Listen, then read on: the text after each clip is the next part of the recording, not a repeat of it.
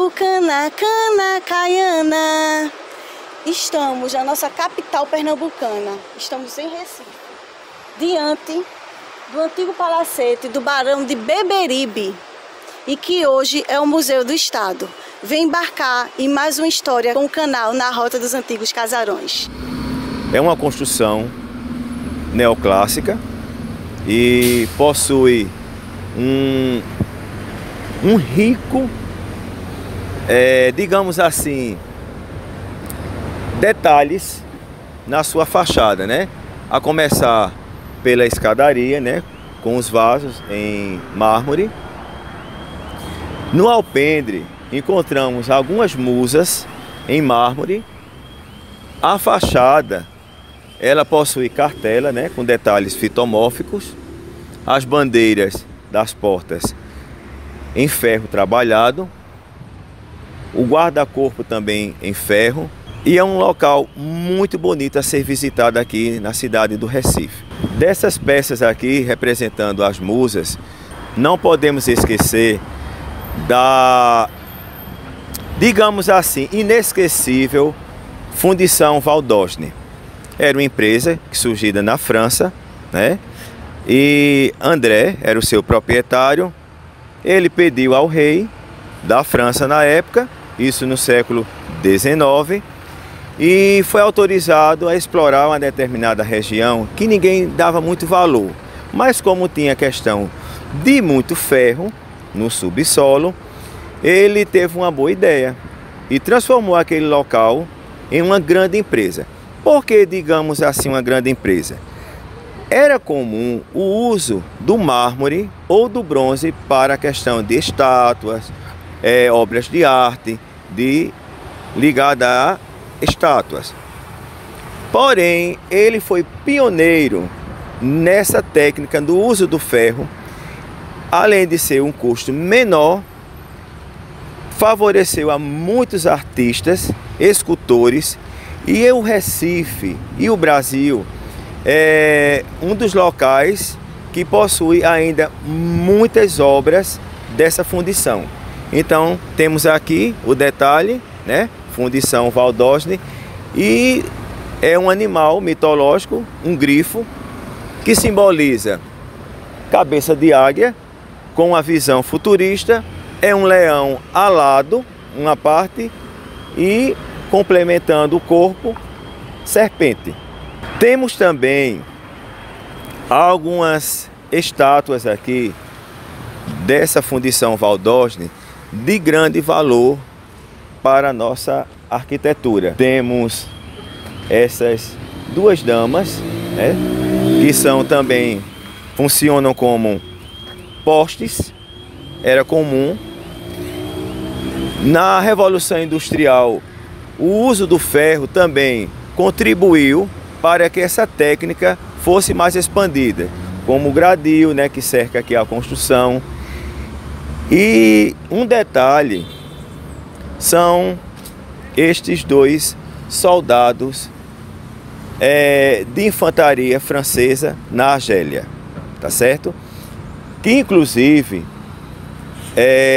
foram utilizados até como inspiração para um batalhão no estado da Bahia na época da Guerra do Paraguai. Gente, esta daqui é o símbolo da história, que é a musa Clio, né? Como estamos observando, ela anota. Então é essa a finalidade de quem trabalha na área de história, é registrar, né?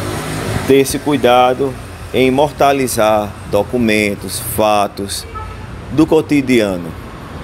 E fico muito feliz de estar ao lado do símbolo da área que eu exerço como professor e como historiador. Pessoal, quer se aprofundar ainda mais da história e arquitetura aqui do museu? Leia a descrição que está abaixo do vídeo. Procure mais conhecimento e se aprofunda mais na história e arquitetura aqui do museu. Um espaço que eu considero um dos mais significativos, digamos assim, que é a sala do banquete. Aqui é uma reprodução de como aquelas famílias mais abastadas eram expressas sua riqueza. Muitas vezes as pessoas perguntam se era um grande tempo que isso aconteceu.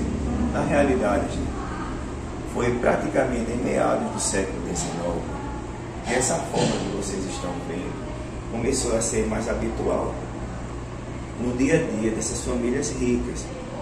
Com a vinda dos franceses para o Brasil, ingleses, começou a trazer a questão da regra da etiqueta à mesa, né?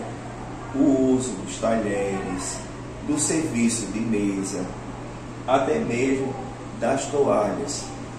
Estamos observando aqui os talheres em prata, a louça, as taças em cristal, não esquecendo também candelabros, os castiçais.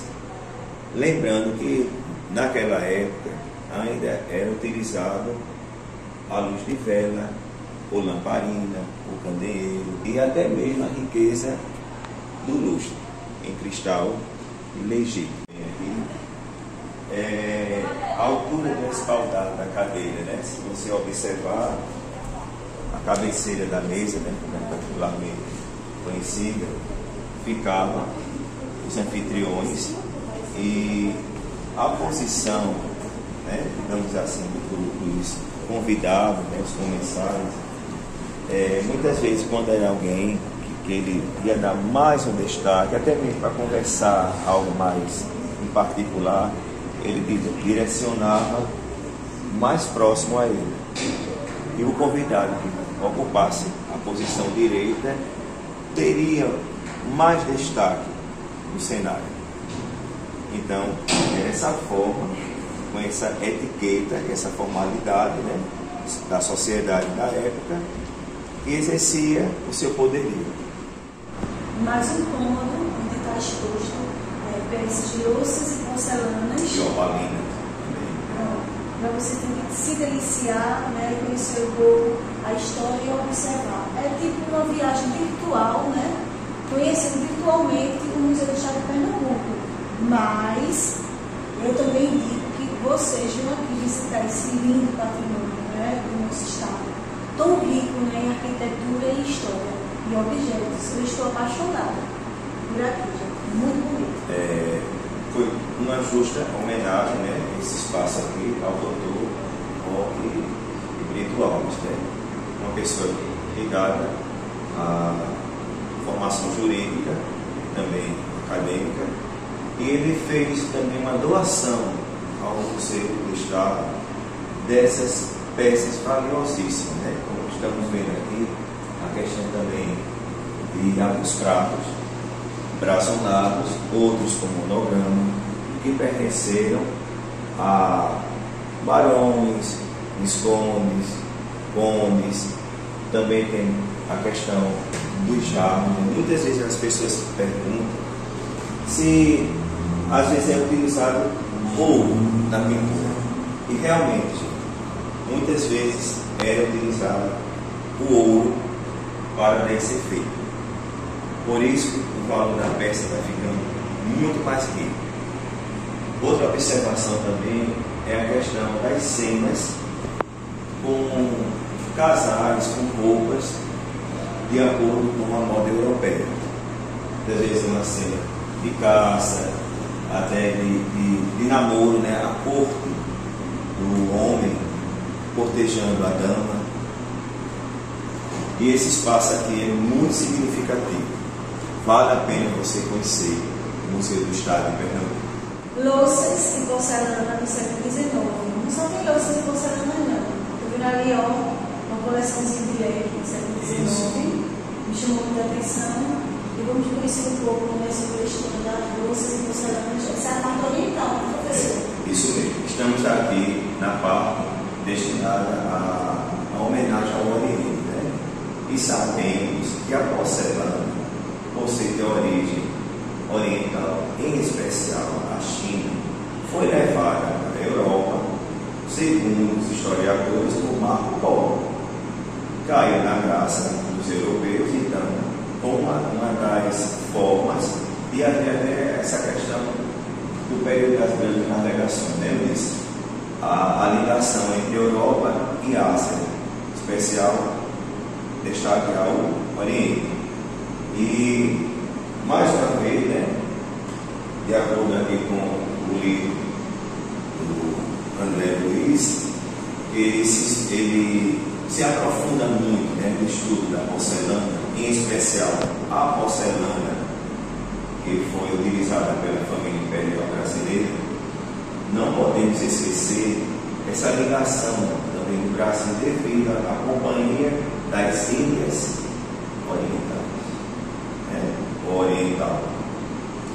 Temos aqui esse mobiliário aqui de influência asiática, né? Até a forma, né, que ele foi trabalhado, né, com centro cotidiano. Vamos mostrar aqui também, né, o leque. Sim. Também são leques orientais. Aqui tem as imagens orientais. Porque no caso também a questão do uso do leque, né, vale lembrar que tem a técnica europeia, né, e também a técnica oriental. Cultura é vida. Isso. É isso? Uma pessoa que tem conhecimento, né, da história, de peças antigas, você vai se tornar uma pessoa mais culta. E se você está gostando dessa história, né, do nosso conteúdo dos casarões, é só se inscrever. Não custa nada, né, Alcides? É só se inscrever e ajudar a gente a continuar trazendo cultura e história, né, para os nossos telespectadores. E também, né, antes de finalizar, destacando a bandeira da porta com os vidros pisotados. Pessoal, temos aqui uma outra curiosidade, que é a questão da clarabóia. Existe uma diferença entre um vitral e uma clarabóia. Clarabóia é quando esse vitral é utilizado no teto, como estamos vendo ali, e por sinal é um trabalho belíssimo. E aí, ainda não se inscreveu no nosso canal? Está esperando o quê? Se inscreve e compartilha com todos os seus amigos. Mais um momento de curiosidade aqui no Museu do Estado é a questão das quimeras que estamos vendo ali, né? Aquelas mulheres com cabeça humana e corpo de animal e aladas, do par de asas. Estamos aqui diante de uma sala, né, que representa mais ou menos como era o dia a dia nessas casas, esses palacetes. Vemos aqui um belíssimo mobiliário, essa árvore também aqui, para quem tinha condição. Muitas vezes era a forma de lazer da época, havia os saraus. E também não podemos esquecer a questão dos jarros, muitas vezes vindo até da França, da Inglaterra. O detalhe, a questão do espelho, né? Belíssimo, observando também a questão do uso da folha do carvalho.